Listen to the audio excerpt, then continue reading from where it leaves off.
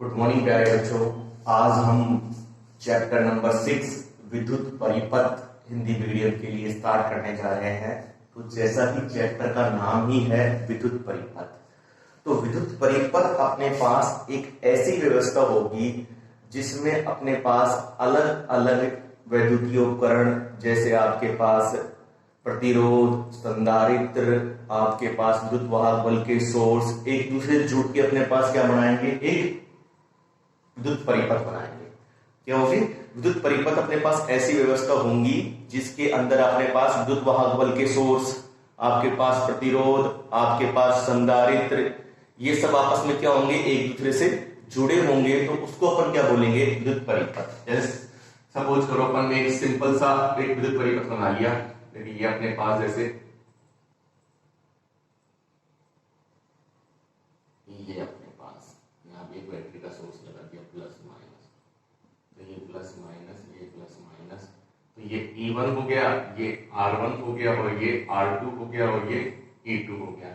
तो क्या है आपस में, जिसके अंदर आपके पास विद्युत वाहक बल के सोर्स कितने हो गए, स्रोत कितने हो गए, दो, और दो आपके पास क्या जुड़े हुए हैं, प्रतिरोध आपस में जुड़े हुए हैं। तो ये अपने पास क्या हो गया, एक विद्युत परिपथ, या फिर क्या बोलते हैं इसको इंग्लिश में, इलेक्ट्रिक सर्किट बन गया आपके पास। ठीक है, मैंने क्या बोला, विद्युत परिपथ एक ऐसी व्यवस्था होगी जिसके अंदर आपके पास अलग अलग जो आपके पास जैसे विद्युत वाहक बल के स्रोत है, प्रतिरोध है, आपके पास संधारित्र है, वो आपस में क्या होंगे, एक दूसरे से जुड़े होंगे। तो वो क्या बनेगा, आपके पास विद्युत परिपथ बनेगा। अब इन्हीं विद्युत परिपथों के बारे में अपन पढ़ेंगे, देखो पहले।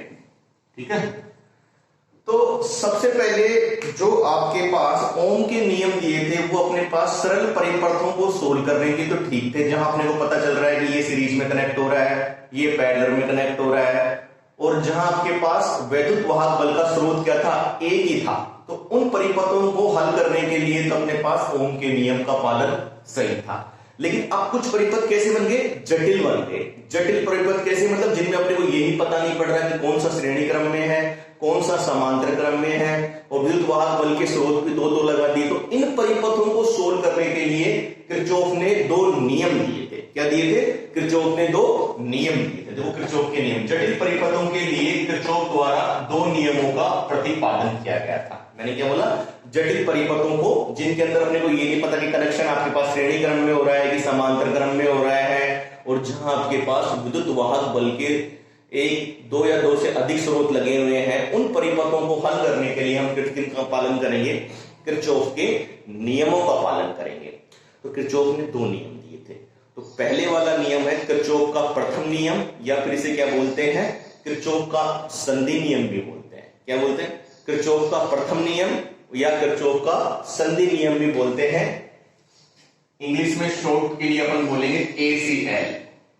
ठीक है, किरचॉफ करंट लॉ, किरचॉफ के धारा का नियम, क्योंकि इसमें हम क्या करेंगे, सब जो परिपथ होगा उसमें धारा का क्या करेंगे, अध्ययन करेंगे। तो इसको अपन कौन सा लॉ बोलेंगे, किरचॉफ करंट लॉ, किरचॉफ का धारा नियम भी बोलते हैं। क्यों बोलते हैं, क्योंकि इसमें हम सर्किट से संबंधित जो उसमें धारा होगी उसके बारे में अध्ययन करेंगे, इसलिए अपन क्या बोलते हैं, इसको किरचॉफ का धारा नियम भी बोलते हैं, और किरचॉफ का प्रथम नियम भी बोलते हैं, और किरचॉफ का संधि नियम भी बोलते हैं। अब इसको समझाने के लिए मैं आपको एक एग्जांपल दूंगा। देखो, जैसे अपने पास ये एक O पॉइंट है, ठीक है, इस पे अपने पास इधर से एक तार के थ्रू धारा आ रही है 1 एम्पियर। ठीक, इधर से धारा आ रही है आपके पास 2 एम्पियर। ठीक, इधर से आपके पास धारा निकल रही है बाहर की तरफ 1 एम्पियर, और इधर से आपके पास धारा निकल रही है I। ये आपके पास O बिंदु है, इसे अपने पास क्या बोलते हैं, संधि बोलते हैं। संधि अपने पास किसे बोलेंगे, जिस बिंदु पर दो या दो से अधिक तार आ रहे होंगे उसको अपन क्या बोलते हैं, संधि बिंदु बोल रहे हैं। देखो इस पे अपने पास ये तार आ रहा है, ये तार आ रहा है, ये दो तार बाहर निकल रहे हैं, तो ये बिंदु कौन सा हो गया आपके पास में, संधि बिंदु हो गया। अब मुझे आप इस सर्किट को देख के बताइए क्या कि आपके पास इस सर्किट में संधि बिंदु पर धारा का मान कितना होगा। तो कैसे निकालेंगे, जितनी धारा इस संधि के अंदर जाएगी उतनी धारा आपके पास संधि से बाहर निकलेगी। मतलब संधि के अंदर जाने वाली धारा किसके बराबर होगी, संधि से बाहर जाने वाली धारा की। ठीक है, तो संधि के अंदर देखो धारा की डायरेक्शन देखो, ये संधि के अंदर जा रही है और ये संधि के अंदर जा रही है, तो 1 + 2 ये तो संधि के अंदर जा रही है। बाहर कौन कौन सी निकल रही है आपके पास, देखो ये बाहर निकल रही है 1 और ये I भी बाहर निकल रहा है, तो I का मान कितना हो गया आपके पास 2 और 1 3, 3 - 1 और I का मान कितना हो गया 2 एम्पियर। तो I का मान कितना हो गया आपके पास 2 एम्पियर हो गया, ठीक है। और दूसरी बात क्या है कि इस संधि बिंदु पर कुल धाराओं का योग अपने पास कितना रहेगा 0 रहेगा। कितना रहेगा, कुल धाराओं का योग मतलब कितना रहेगा 0। तो मतलब क्या लिख सकते हैं आपके पास, मतलब जैसे अपने पास इसके पास कौन कौन सी आ रही है, और इसमें भी अपन कुल धाराओं में अपन किसका ध्यान रखेंगे, आपके पास चिन्ह परिपाटी का ध्यान रखेंगे। मतलब जो संधि के अंदर जा रही है धारा वो प्लस लेते हैं और जो संधि से बाहर निकल रही है धारा उनको माइनस लेते हैं आपके पास, ठीक है। तो आपके पास देखो 1 एम्पियर + 2 एम्पियर, ये क्या है आपके पास कुल धारा निकालेंगे तो -1 और -I = कितना होगा 0, ठीक है। इसको और स्टेटमेंट से समझेंगे तो आपको और समझ में आएगा, ठीक है। एक एग्जांपल से और समझाऊंगा आपको। तो किरचॉफ का प्रथम नियम क्या था कि किसी भी वैद्युत परिपथ में किसी संधि पर मिलने वाली समस्त धाराओं का बीजगणितीय योग कितना होगा 0 होगा। किसी भी संधि बिंदु पर मिलने वाली धाराओं का बीजगणितीय योग क्या होगा 0 होगा। या फिर अपन क्या कह सकते हैं, किसी भी वैद्युत परिपथ में संधि की ओर आने वाली धाराओं का योग संधि से निकलने वाली धाराओं के योग के बराबर होता है, ठीक है। और एक मतलब जितना करंट आएगा उतना ही करंट क्या होगा निकलेगा संधि से बाहर निकलेगा, ठीक है। और ये जो एक ध्यान रखते संधि पर आने वाली धारा को हम क्या लेते हैं धनात्मक लेते हैं, और संधि से निकलने वाली धारा को अपन क्या लेते हैं ऋणात्मक लेते हैं। अब देखो ये एग्जांपल आपके पास, जैसे ये आपके पास O पॉइंट है, तो O पॉइंट पे आपके पास ये I1 आ गया और ये I2 और ये और आपके पास ये I3 और ये I4। तो सबसे पहले मैंने क्या बताया कि संधि बिंदु अपने पास कौन सा है, ये O संधि बिंदु है, ठीक है। तो संधि बिंदु पर आने वाली धाराओं का योग संधि बिंदु से निकलने वाली धाराओं के योग के बराबर होगा। मतलब जितना इनकमिंग करंट होगा उतना ही कितना होगा आपके पास आउटगोइंग करंट के बराबर होगा। मतलब इनकमिंग करंट का सम और आउटगोइंग करंट का सम क्या होगा बराबर होगा, ठीक है। तो क्या होगा, किसी विद्युत संधि की आने वाली धाराओं का योग संधि से निकलने वाली धाराओं के योग के बराबर होगा। अब देखो संधि की आने वाली धाराएं कौन कौन सी हैं आपके पास, I1 + I2, संधि से बाहर कौन सी निकल रही है I3 + I4। तो ये बात हो गई ना कि संधि बिंदु की तरफ आने वाली धाराओं का योग संधि बिंदु से निकलने वाली धाराओं के योग के बराबर होगा। तो ये संधि बिंदु, इस पे कौन कौन सी धारा आ रही है I1 + I2, और इस इनको क्या कर दिया अपन ने योग कर दिया, और संधि बिंदु से दूर कौन सी जा रही है I3 और I4, तो इनका योग कर दिया। इन दोनों का योग आपके पास क्या होगा बराबर होगा, ठीक है। इसी चीज को अपन कैसे लिख सकते हैं, दूसरी बात क्या बताई थी कि संधि बिंदु पर मिलने वाली समस्त धाराओं का योग कितना होगा 0 होगा। लेकिन इसमें अपन क्या ध्यान रखेंगे, चिन्ह का ध्यान रखेंगे। देखो I1 + I2, अब इसको इधर ले आएंगे तो ये क्या हो गया -I3 + I4 = 0। ये बात हो गई आपके पास, ठीक है। कौन सी बात हो गई, I1 + I2 तो था ही, अब इसको इधर ले आएंगे, ये दोनों क्या हो जाएंगे -I3 + I4।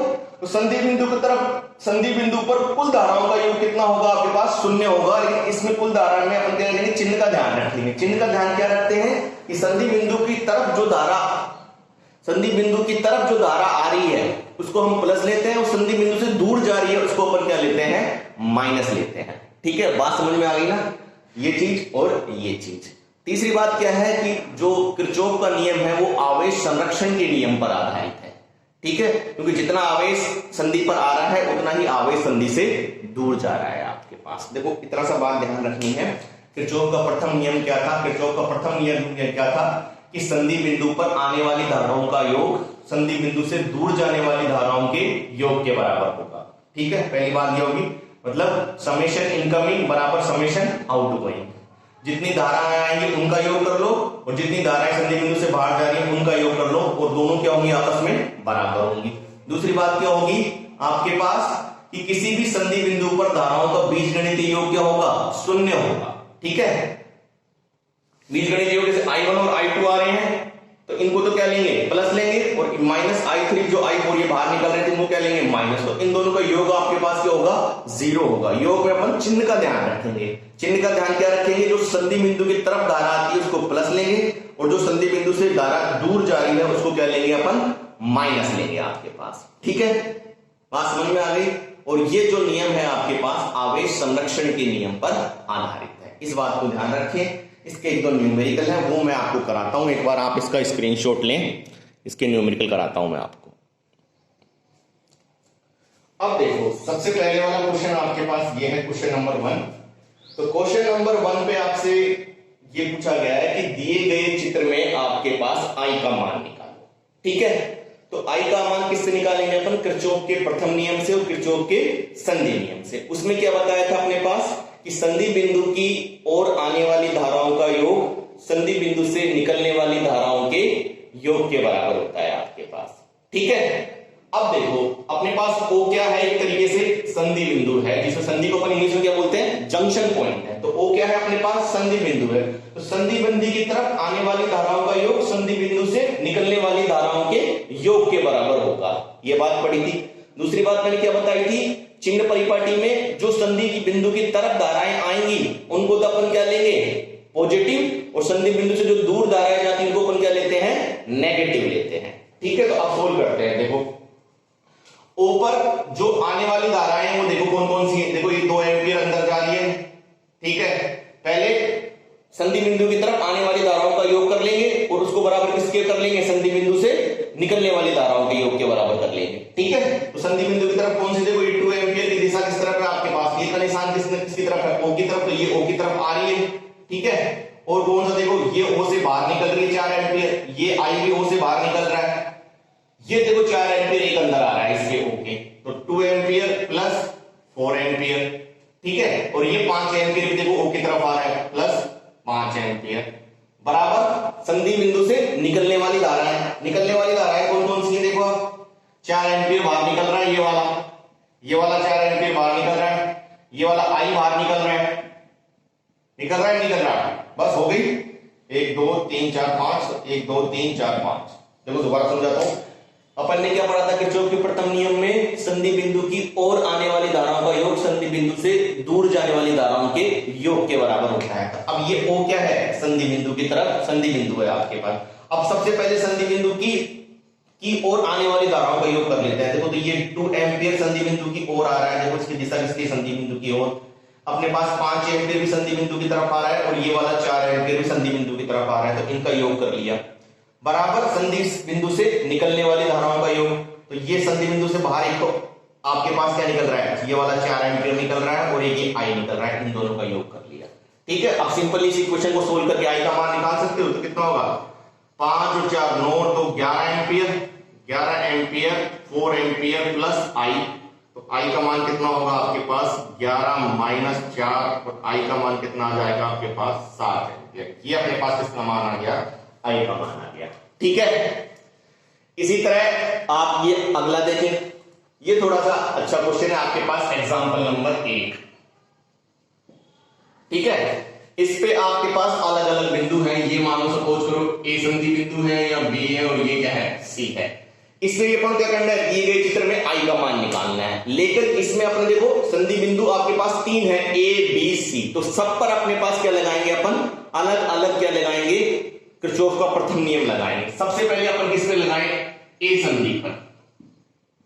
किस पे लगाएंगे, A संधि पर। अब A संधि पर आने वाली धाराएं देखिए कौन कौन सी हैं। ठीक है, अब A संधि पर आने वाली धाराएं कौन कौन सी हैं आपके पास, देखो एक तो A पे आ रहा है आपके पास 3 एम्पियर। ठीक, मान लिया ये इसकी तरफ आ रहा है और A पे बस केवल यही इसकी तरफ आ रहा है, बाकी जो इससे बाहर निकल रहा है वो कितना निकल रहा है, 1.5, और जो इससे बाहर जो मान लिया अपन ने उसको क्या मान लिया, अपन ने x मान लिया। ठीक, क्या मान लिया, x मान लिया। ठीक, तो ये x भी इससे क्या निकल रहा है, बाहर निकल रहा है। ठीक, अब आपके पास इसको सोल्व करेंगे, ये पूरा सर्किट ऐसे दे रखा था, आपके पास यहां x दे रखा था और यहां आपके पास y दे रखा था। ठीक है, अब सोल्व करेंगे। देखो दोबारा समझाता हूं कि सबसे पहले अपने पास a संधि पर अपन क्या लगाएंगे, किरचॉफ का प्रथम नियम लगाएंगे। तो अब क्या करेंगे, a बिंदु पर आने वाली धाराओं का योग बराबर a बिंदु से जाने वाली धाराओं के योग के बराबर करेंगे। तो a बिंदु पर कौन कौन सी धारा आ रही है, देखो 3 एम्पीयर ही आ रही है, ये बाहर निकल रही है और ये x भी बाहर निकल रहा है। तो 3 एम्पीयर इसके बराबर हो जाएगा 1.5 प्लस x। तो x का मान कितना हो जाएगा आपके पास, 3 माइनस 1.5 कितना हो जाएगा, 8.5 एम्पीयर। अब देखो x का मान कितना आ गया, 8.5 एम्पीयर। अब b संधि पर लगाएंगे, किस पर लगाएंगे, b संधि पर। तो b पर देखो ये x अंदर आ रहा है, केवल x अंदर आ रहा है और ये y भी बाहर निकल रहा है और ये 1 भी बाहर निकल रहा है। तो अंदर आने वाला कौन सा है, केवल आपके पास x है और बाहर निकलने वाले कौन कौन से, a प्लस y। x का मान कितना निकाल दिया अपन ने, 1.5, 1 प्लस y का मान निकालना है। तो y का मान कितना आ जाएगा, 1.5 माइनस 1, तो कितना आ जाएगा 0.5। ठीक, अब किस पे लगाएंगे, c पर लगाएंगे, c संधि पर। अब c पर देखो, c पर आपके पास एक तो y अंदर आ रहा है और बाकी ये i भी बाहर निकल रहा है और ये 0.25 एम्पीयर भी बाहर निकल रहा है। तो अंदर कौन सा आ रहा है, ओनली y, और बाहर कौन कौन से निकल रहे हैं, 0.25 एम्पीयर प्लस i।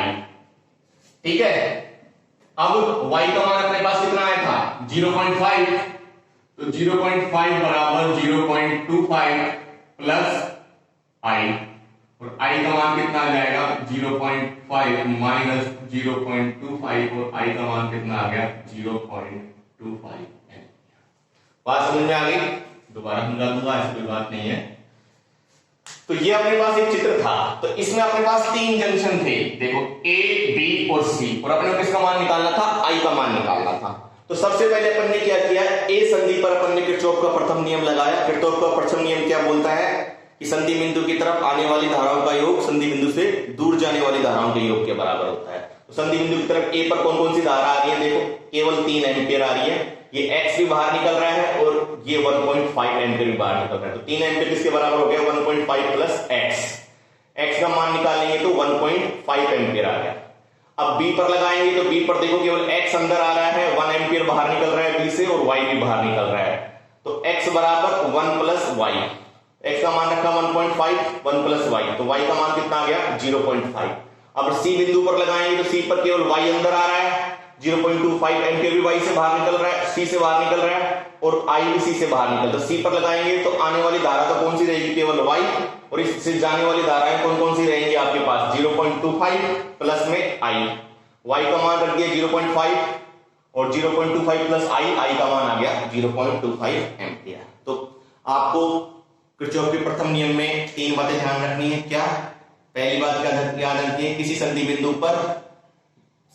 बिंदु पर मिलने वाली धाराओं का बीजगणितीय योग कितना होता है, 0 होता है। दूसरी बात यह ध्यान रखी है कि जितनी धारा संधि बिंदु पर आ रही है उनका योग किसके बराबर होता है, संधि बिंदु से दूर जाने वाली धाराओं के योग के बराबर होता है। ठीक है, तीसरी बात, जो धारा संधि बिंदु की तरफ आती है उसको अपन क्या लेते हैं, धनात्मक, जो धारा संधि बिंदु से दूर निकलती है उसे क्या लेते हैं, ऋणात्मक।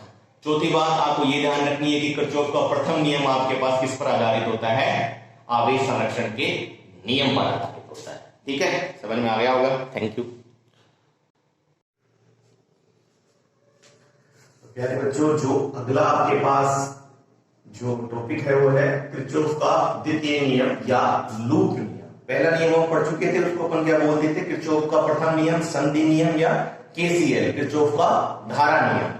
ये अपने पास कौन सा है, किरचॉफ का द्वितीय नियम या फिर लूप नियम या फिर केवीएल, किरचॉफ का वोल्टता नियम। यहां हम क्या पढ़ेंगे, जो सर्किट से में जो वोल्टता है उससे संबंधित लो है, किससे, जो सर्किट में जो परिपथ में आपके पास वोल्टता है उससे संबंधित ये आपके पास नियम है, इसलिए क्या बोलते हैं इसको, किरचॉफ का वोल्टता नियम या केवीएल भी बोलते हैं। ध्यान ये रखिए, पहला नियम केसीएल, दूसरा नियम केवीएल।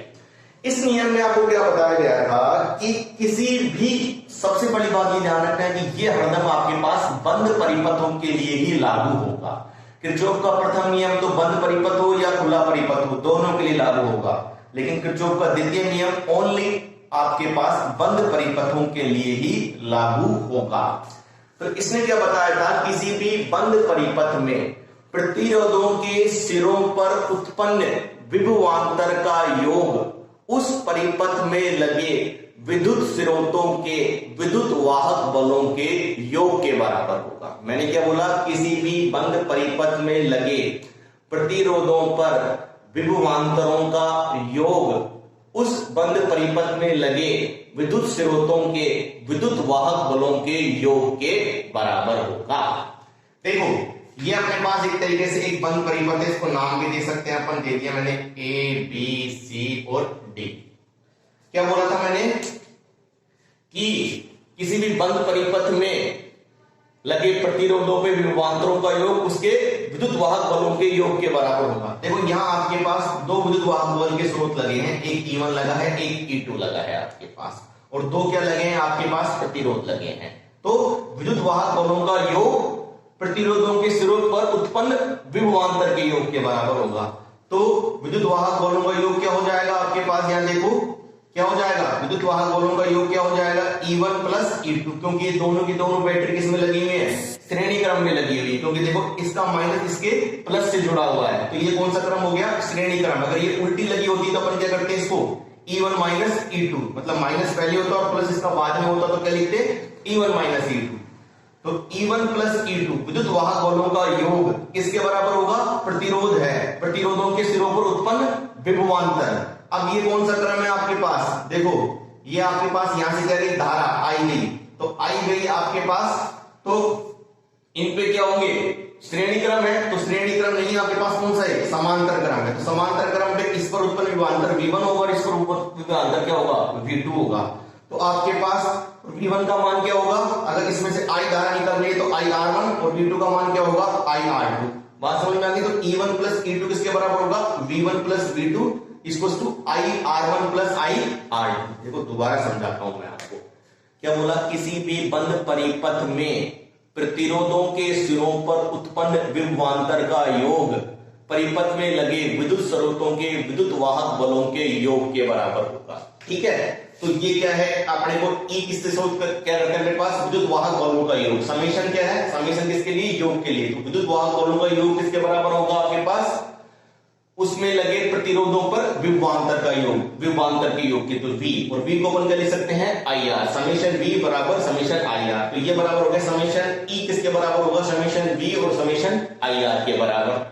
इसको एक एग्जांपल से समझे, देखो ये E1 और E2 ये अपने पास एक छोटा सा परिपथ बना हुआ है, परिपथ कैसा है, बंद परिपथ है, इसमें E1 E2 जुड़ा हुआ है, एक R1 और R2 जुड़ा हुआ है। अब ये देखो E1 और E2 किसमें है आपके पास, श्रेणी क्रम में है, क्योंकि देखो इसका माइनस इसके प्लस से जुड़ रहा है, तो ये दोनों किसमें हो गए, श्रेणी क्रम में हो गए।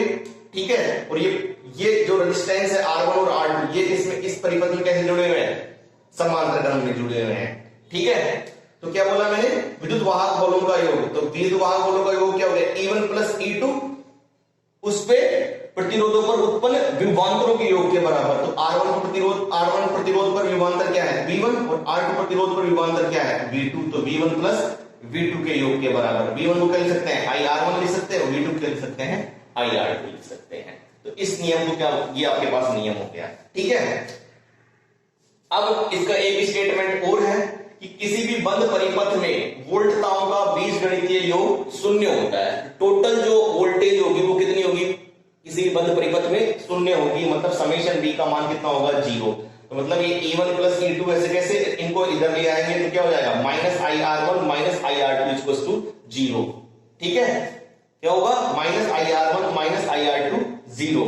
अपन ने क्या माना है कि इन जो बैटरी है उनका आंतरिक प्रतिरोध कैसा है, नगण्य है आपके पास, तो जितना विद्युत वाहक बल यहां होगा उतना ही आपके पास किसके बराबर होगा, इसकी वोल्टेज के बराबर होगा, और इनका बीजगणितीय योग किसके बराबर होगा, आपके पास 0 के बराबर होगा। तीसरी बात ये आवेश संरक्षण के नियम पर आधारित नहीं होता, पहला वाला नियम होता है ये अपने पास ऊर्जा संरक्षण के नियम पर आधारित होता है। देखो किरचॉफ के वोल्ट का नियम में या किरचॉफ के द्वितीय नियम में आपको 3 बातें ध्यान रखनी। रखनी है। पहला बात क्या याद रखनी, किसी भी बंद परिपथ के लिए किरचॉफ का नियम, द्वितीय नियम लागू होता है। स्टेटमेंट क्या है इसका, किसी भी बंद परिपथ में प्रतिरोधों के सिरों पर उत्पन्न विभवांतर का योग बंद परिपथ में लगे विद्युत स्रोतों के विद्युत वाहक बलों के योग के बराबर होगा। तो समेशन ई किसके बराबर होगा, समेशन वी के, वो समय वी को अपन कह सकते हैं आई आर। तो summation E equal to summation V equal to summation I R. समझने के लिए मैंने क्या बता दिया आपके पास, विद्युत वाहक बलों का योग क्या हो गया E1 प्लस E2 और विभवांतरों का योग क्या हो गया V1 plus V2। V1 plus V2 क्या लिख दिया IR1 प्लस IR2। दूसरी बात यह बताइए, किसी बंद परिपथ में वोल्टताओं का बीजगणितीय योग कितना होगा, शून्य होगा।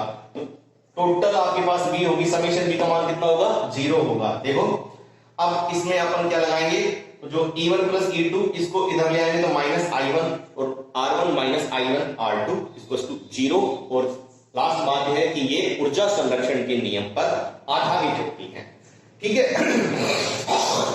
इसमें बेटा एक अपन क्या काम में लेते हैं, लूप काम में लेते हैं। क्या काम में लेते हैं, जिसको बंद परिपथ को अपन क्या बोलते हैं, लूप भी बोलते हैं।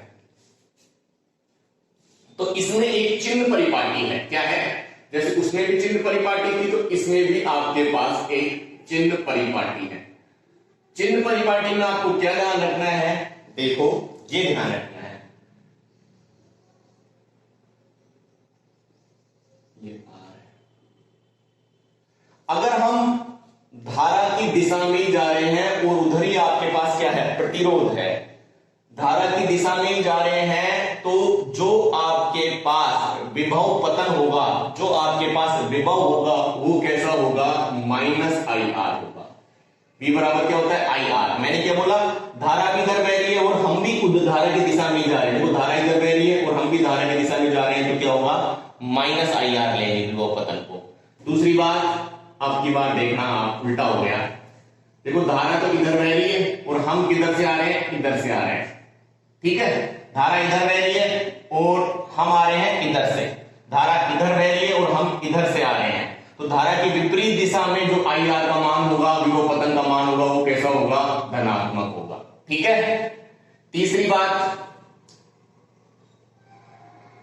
अगर बैटरी के प्लस से माइनस की तरफ जा रहे हैं, देखो हम इधर जा रहे हैं तो पहले प्लस आ रहा है उसके बाद माइनस आ रहा है, तो प्लस से माइनस की तरफ जा रहे हैं तो अपन क्या लेंगे, माइनस ई लेंगे, ठीक है। अगली बार अगर अपन कैसे इसका उल्टा जा रहे हैं, ये प्लस माइनस है और अपन जा रहे हैं कहां, माइनस से प्लस की तरफ, तो अपन क्या लेंगे, प्लस ई लेंगे। चार बात आपको ध्यान रखनी है, यदि हम धारा की दिशा में जा रहे हैं, इधर धारा जा रहा है उधर ही हम जा रहे हैं तो क्या लेंगे, विभव पतन माइनस IR लेंगे। धारा की विपरीत दिशा में जा रहे हैं, धारा इधर जा रही है और हम इधर आ रहे हैं तो क्या लेंगे, प्लस IR। बैटरी के प्लस टू माइनस जाएंगे तो माइनस ई, और बैटरी के माइनस टू प्लस आएंगे तो प्लस ई लेंगे आपके पास। बात समझ में आ गई, ये इसकी क्या है, चिन्ह परिपाटी है। देखो इसके आधार पर हम इसको सोल्व कर सकते हैं, किसको, अब देखो ये वाला जो सर्किट है आपका, इसमें हम लगाएं, ये अपने पास क्या बन गया, लूप ऐसा होता है जहां से चालू करेंगे वहीं पे आपके पास क्या होगा, खत्म होगा और एक बंद परिपथ होगा। तो लूप माने, और इसमें लूप में अपन दो डायरेक्शन ले सकते हैं, एक तो घड़ी की दिशा में, एक घड़ी की विपरीत दिशा में। तो घड़ी की दिशा में डायरेक्शन लेनी, सपोज करो अपन ने क्या ले ली डायरेक्शन, इस तरह ले ली, इस तरह से घड़ी इस तरह की 12 1 2 इस तरह से, ठीक है। अब लूप माने कौन सा, लूप माने अपन कौन सा, देखो A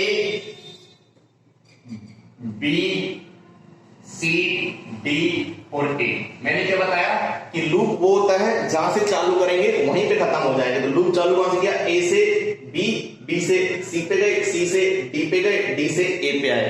लूप ये भी हो सकता है कि C से D, D से A, A से B और B से C, मतलब जहां से चालू करो वहां पे ही आ जाओ और एक बंद परिपथ बनना चाहिए, तो वो क्या कहलाता है, लूप। अब इसमें अपन क्या लगाएंगे, KVL लगाएंगे, किरचॉफ का द्वितीय नियम लगाएंगे। अब देखो A से B जा रहे हैं तो अपने पास कुछ भी नहीं है, फिर देखो यहां B से C जाते हो, देखो जिधर अपन जा रहे हैं उधर ही अपने पास क्या है, धारा की दिशा है। देखो B से C की तरफ जा रहे हैं, इधर ही अपन जा रहे हैं और इधर ही आपके पास I की दिशा है। तो इस R1 के अक्रॉस जो विभव पतन होगा वो कैसा होगा, आपके पास ऋणात्मक होगा। कैसा होगा, ऋणात्मक। तो क्या लेंगे इसको, माइनस I1 R1, ठीक। अब देखो यहां पहुंच गए, अब इसमें भी आपके पास I1 नहीं है, I है इसके अंदर, तो करंट क्या होगी I। अब यहां पहुंच गए R2 पर, तो इधर ही अपन जा रहे हैं और इधर ही अपने पास क्या हो रही है, धारा प्रवाहित हो रही है, तो ये भी क्या आएगा माइनस, तो क्या आ जाएगा माइनस IR2।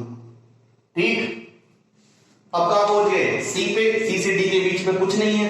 अब बैटरी के माइनस टू प्लस जाते हैं तो अपने पास क्या आता है, प्लस आता है, तो ये क्या आ जाएगा प्लस E1। और फिर आगे गए तो यहां भी माइनस टू प्लस जा रहे हैं, तो ये आपके पास क्या आ जाएगा प्लस E1। ठीक है, तो आपके पास क्या हो गया, देखो ये आ गया E1 प्लस E2 बराबर, ये माइनस वाले को इधर लेके जाएंगे तो क्या आ जाएगा IR1 प्लस IR2। तो यही अपने पास क्या हो गया KVL हो गया। दोबारा समझाता हूं, इस लूप में देखो A B C D A से B जा रहे हैं तो कुछ नहीं है, अब देखो B से C जा रहे हैं, तो जिधर की तरफ अपन जा रहे हैं उधर की तरफ धारा प्रवाहित हो रही है, तो अपने पास विभव पतन कैसा होगा, नेगेटिव होगा, ऋणात्मक होगा। तो इसमें धारा कितनी प्रवाहित हो रही है I, और इसका प्रतिरोध कितना है R1, तो विभव पतन कितना V बराबर IR1, तो IR1 कैसा होगा नेगेटिव। इसमें अपन देखें, इसमें भी धारा कितनी जा रही है I, और आपके पास इसके अंदर प्रतिरोध कितना है इसका R2, तो ये भी जिधर अपन जा रहे हैं B से C की तरफ भी जा रहे हैं और B से C की तरफ भी क्या हो रही है धारा प्रवाहित हो रही है, तो ये भी क्या होगा नेगेटिव माइनस IR2।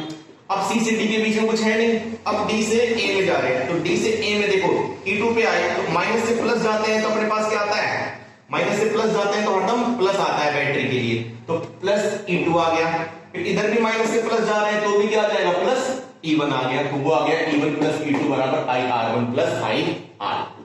बात समझ में आ गई। इस तरह से अपन KVL लगाएंगे। चार नियम ध्यान रखिए, धारा की दिशा में जाएंगे तो विभव पतन कैसा होगा नेगेटिव, धारा की विपरीत दिशा में जाएंगे तो विभव पतन कैसा होगा पॉजिटिव।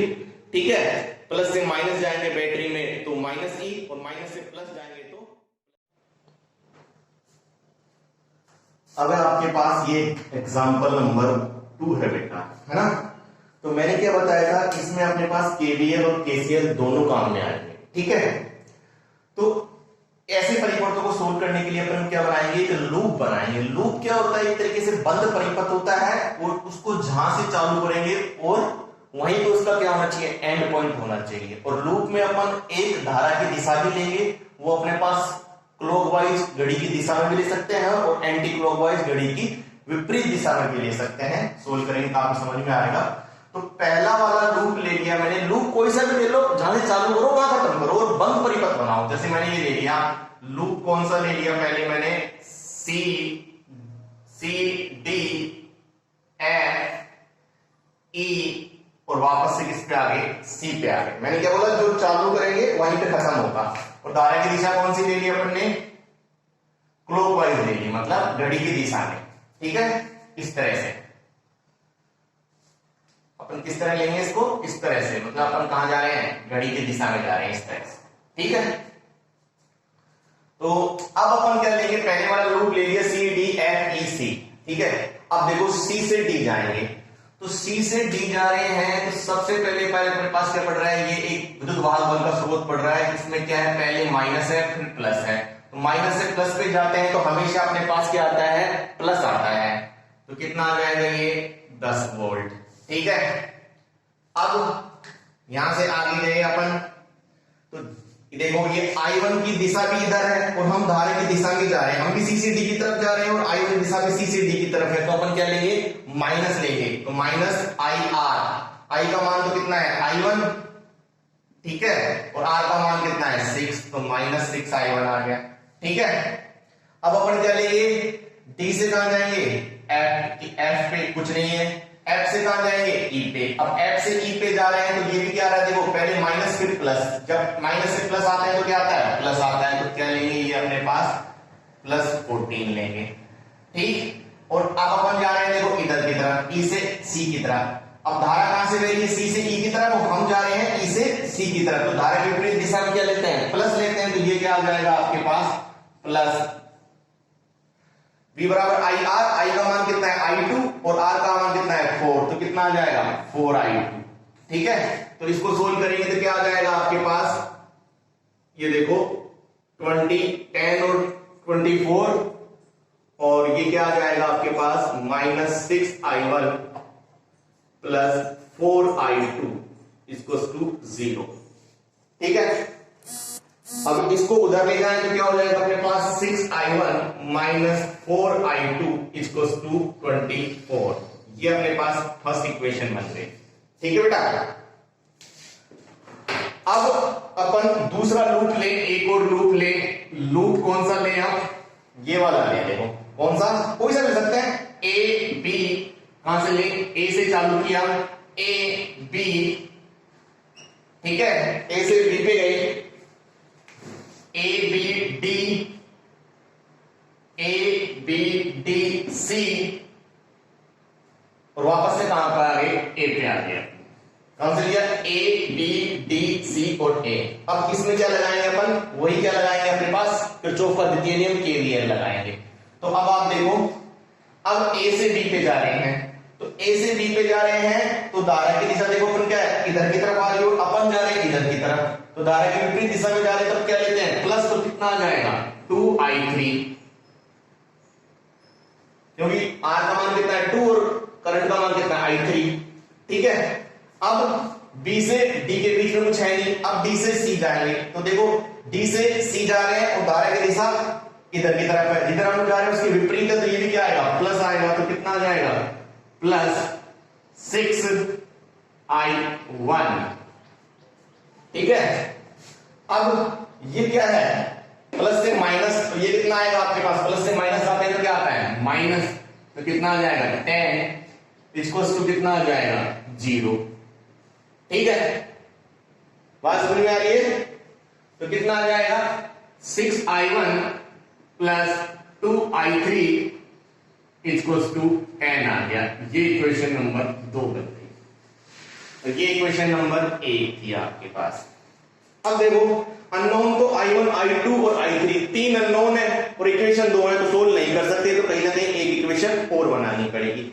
तो इसलिए हमने, अब देखो ये D है, D पर हमने क्या लगा दिया?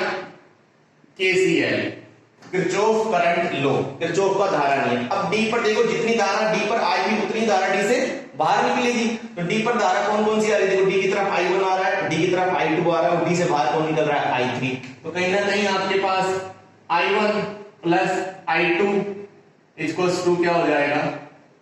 i3 हो जाएगा। ठीक है, ये इक्वेशन नंबर 3। अब इक्वेशन 3 से 2 में क्या रखते हैं अपन? मान। 3 से क्या रखें? 2 में मान रखें किसका? i3 का। किसका रख दिया? i3 का। तो देखो क्या हो गया? 6i1 प्लस 2i3 से क्या रख दिया अपन ने? i1 प्लस i2 बराबर 10। 6i1 plus 2i1 plus 2i2 बराबर 10। तो 6 और 2 कितने हो गए आपके पास? 8। तो 8i1 प्लस 2i2 बराबर 10। ये इक्वेशन नंबर क्या दे दिया अपन ने? 4। ठीक है बेटा, बात समझ में आ रही है? ठीक, अब देखो इक्वेशन 1 और 2 को सोल्व करना था, 1 और 4 को सोल्व करेंगे अपने पास, 1 और 4 को। लेकिन इसमें क्या है? -4i2, इसमें क्या है? +2i2। तो कहीं ना कहीं इसको 2 से गुणा कर दें तो अपने पास सोल्व हो सकती है। तो इसको अपन ने किससे गुणा कर दिया? 2 से गुणा कर दिया। तो 2 से गुणा करते ही क्या होगी? 16i1 plus 4i2 equals to क्या हो गया आपके पास? 20। और इसको इक्वेशन नंबर 5 दे दिया। अब समीकरण 1 और 5 को क्या कर लें? जोड़ लें। समीकरण 1 प्लस समीकरण 5 जोड़ो। ठीक है, अब ये क्या था आपके पास? 6i1 minus 4i2 equals to 24। और 5 क्या है? 16i1 plus 4i2 equals to 20। अब देखो 4 से तो ये 4 कैंसिल हो गया। 16 और 6 कितने हो गए? 22i1 बराबर 20 और 20 40 और 4 44। तो i1 की वैल्यू अपने पास क्या आ गई? i1 की वैल्यू आ गई अपने पास 44/22 कितनी आ गई? 2 एम्पियर आ गई। किसकी वैल्यू आ गई? I1 की वैल्यू कितनी आ गई आपके पास में? 2 एम्पियर आ गई। ठीक है, I1 की वैल्यू कितनी आ गई? 2 एम्पियर। I1 की वैल्यू आ गई। अब इस I1 की वैल्यू इसमें आप ऐसी समीकरण देखो जिसमें आपके पास I1 की वैल्यू रखें, तो I1 की वैल्यू आ गई। और अब इस देखो समीकरण नंबर 1 से I1, समीकरण 1 में I1 का मान रख दे तो क्या आ जाएगा? देखो 6 I1 कितना आ गया? 2 माइनस 4I2 इक्वल्स टू 24। 6 दूनी 12 माइनस 4I2 इक्वल्स टू 24 और minus 4I2 equals to 24 minus 12, तो माइनस के 4I2 इक्वल्स टू कितना आ गया? 12 और I2 की वैल्यू कितनी आ जाएगी? 12/4, तो कितनी आ जाएगी? -4 -3। I2 की वैल्यू कितनी आ गई आपके पास में? -3 आ गई। अब I1 प्लस I2 की आ गई तो I3 निकल सकती है, तो I1 की वैल्यू कितनी थी? 2 एम्पियर। ठीक है, I1 की वैल्यू कितनी थी आपके पास? 2 एम्पियर। ठीक, और I2 की कितनी आई? -3। ठीक, I2 की वैल्यू कितनी आई? -3 इक्वल्स टू I3, तो I3 की वैल्यू कितनी आ जाएगी? 2 - 3 -1 एम्पियर। तो ये अपने पास I3 की वैल्यू आ गई। ये अपने पास I1, I2, I3 की वैल्यू आ गई। देखो मैं इसको समझाता हूं आपको। ये अपने पास क्वेश्चन दिया गया था, इसमें धाराओं का मान याद करना था। तो सबसे पहले अपन इसमें KVL और KCL दोनों लगेंगे। तो सबसे पहले इसमें अपन क्या लेंगे? 2 लूप लेंगे। तो पहले वाला लूप वो होता है जहां से चालू करेंगे वहीं पे खत्म होंगे, और परिपथ कैसा होना चाहिए? बंद परिपथ होना चाहिए। तो अपन ने लूप ले लिया C, D, F, E और C। आप ये भी लिख सकते हैं C, E, F, D, C, जो मर्जी वो लिख सकते हैं D, F, E, C, F, D, कुछ भी लिख सकते हैं, लेकिन जहां से चालू करोगे वहीं पे खत्म करोगे। तो मैंने कौन सा ले लिया? C, D, F और E और C। ठीक है, धारा की दिशा मैंने घड़ी की दिशा में ले ली, क्लॉकवाइज। देखो अब C से D पे जाएंगे, तो C से D पे जाएंगे तो ये देखो माइनस विद्युत वाहक बल क्या हो रहा है? माइनस से प्लस, तो क्या लेते हैं? माइनस से प्लस होते तो प्लस लेते, तो प्लस का 10 वोल्ट आ जाएगा। इसका मान दे रखा है 10 वोल्ट। अब देखो I1 इधर बह रही है और हम इधर ही जा रहे हैं, तो धारा की दिशा में जाते हैं तो माइनस क्या आता है? व्योमपात, माइनस आता है, तो माइनस IR कितना हो जाएगा? I की वैल्यू I1 और R की वैल्यू 6, तो -6 I1।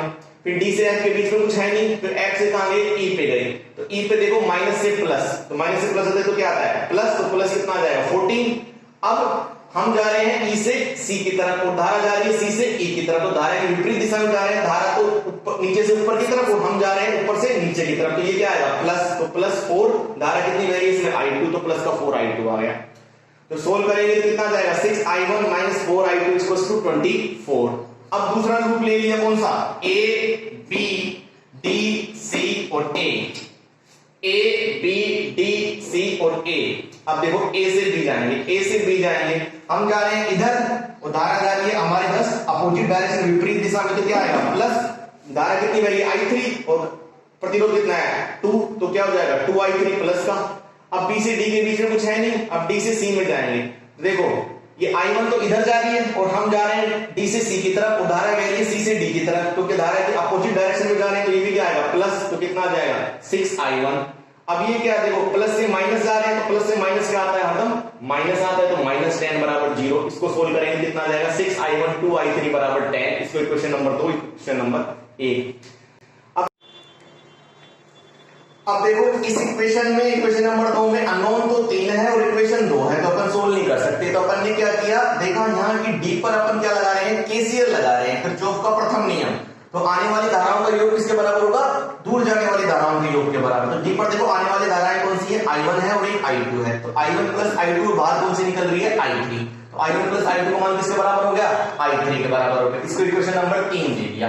इस समीकरण 3 का मान समीकरण 2 में रख देंगे, तो क्या रखेंगे? 6I1 + 2I3 की जगह I1 + I2 = 10। इसको सोल्व करेंगे तो अपने पास कितना आ जाएगा? 8I1 + 2I2 = 10। ये आ गया।